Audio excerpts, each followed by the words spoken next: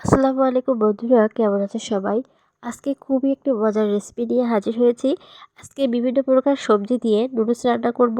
আর এই রেসিপিটা কিন্তু খেতে খুবই সুস্বাদু হয়। তো এখানে শীতকালীন কিছু সবজি নিয়ে নিয়েছি।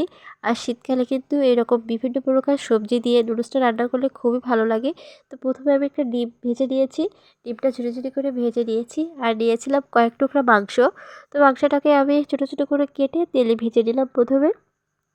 তো এখানে মাংসটাকে আমি সামান্য অল্প একটু লবণ আর হলুদ দিয়ে ভেজে নিয়েছি।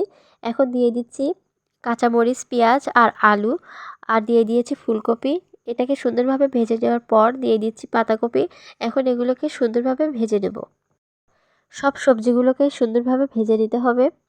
তো এখন সবজিগুলো কিন্তু আমার ভালোভাবে ভাজা শেষ। এখন এই সবজিগুলোতে আমি সামান্য অল্প পরিমাণে লবণ দিয়ে দিলাম। তো লবণটা দিয়ে কিন্তু আমি সুন্দরভাবে ভেজে নিয়েছি। আর এখানে 1 প্যাকেট নুডলসের মশলা দিয়ে দিলাম। যেহেতু 2 প্যাকেট নুডলস রান্না করছি, তো এখানে 1 প্যাকেট নুডলসের মশলা প্রথমে দিয়ে সবজিটাকে ভালোভাবে ভেজে নেব। আর অন্য প্যাকেট মশলাটা আমি রান্নার শেষে দিয়ে দেব। তো এখন আমি একটু পানি দিয়ে দিচ্ছি। পানি দিয়ে সবজিগুলোকে খুব ভালোভাবে সিদ্ধ করে নেব। এখন ঢাকাটা দিয়ে দিলাম। ফিরে আসছি কিছুক্ষণ পর। তো কিছুক্ষণ পর আমার সবজিগুলো কিন্তু সিদ্ধ হয়ে আসছে। এই পর্যায়ে আমি নুডলসগুলোকে দিয়ে দেব। এটা কিন্তু এমনিতেই খুব সহজেই রান্না করা যায়। খুব দ্রুত সহজ উপায়ে রেসিপিটা রান্না করা যায় আর খেতেও তেমন সুস্বাদু। তো আমি আবারও ঢাকা দিয়ে দিচ্ছি। ফিরে আসছি কিছুক্ষণ পর।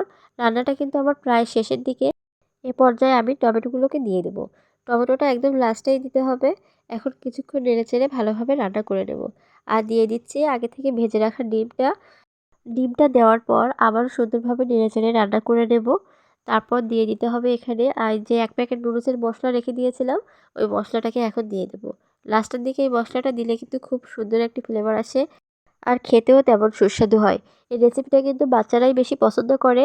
আর এটা খুবই পুষ্টিকর, বাচ্চাদের জন্য একটি উপযুক্ত খাবার। তো ফাইনালি কিন্তু আমার রান্নাটা কমপ্লিট হয়ে গেল। এখন গরম গরম খেতে খুবই মজা হবে। আল্লাহ হাফেজ সবাইকে।